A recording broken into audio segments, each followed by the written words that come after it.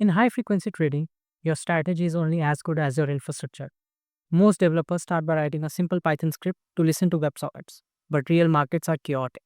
The Kraken feed delivers complex mixed time JSON arrays that change structure on the fly. At peak volatility, you aren't just handling data, you're fighting a firehose of over 1.5 million messages per second.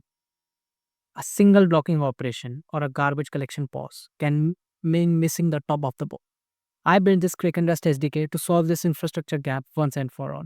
Hi everyone, I'm Nihar, and let's dive right into the architecture. The core principle here is the actor pattern. We decouple the network input output from the business logic. When you call client connect, we spawn a dedicated event loop task on the Tokyo runtime. The background task owns the TCP stream. It handles heartbeats, automatic reconnections, and message passing completely independent of your main thread. Look at this Tokyo select loop. It acts as a multiplexer. It simultaneously listens for incoming market data and outgoing control commands from your application. This ensures that even if your trading bot is busy calculating complex indicators, the WebSockets ping pong are still being handled and preventing disconnects. We all know speed comes before memory management. We use Serde with custom deserializers to achieve zero copy passing. This means we map Rust types directly to the incoming network buffers without unnecessary heap allocations. This is how we achieve a benchmark of 648,000 messages per second. But speed isn't enough without safety.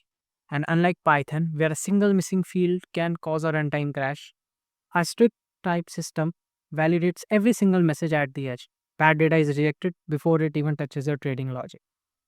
To prove the SDK's capability, I built this terminal. This isn't just UI, it's a real time streaming processing engine. Under the hood, we are running a trade aggregator. As you can see, it buckets individual trades into OHLCV candles using time windowing logic. We also calculate technical indicators like simple moving averages in real time.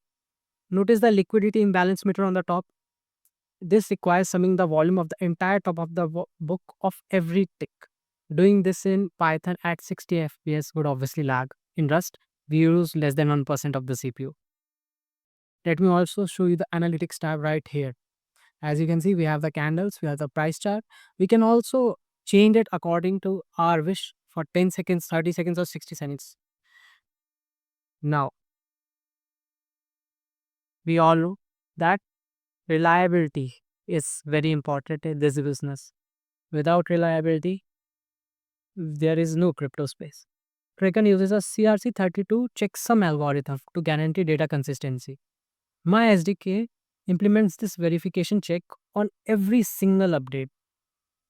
I can show you right here that if a packet is dropped or a bit is flipped, we know immediately, prioritizing correctness in what makes the SDK institutional grade.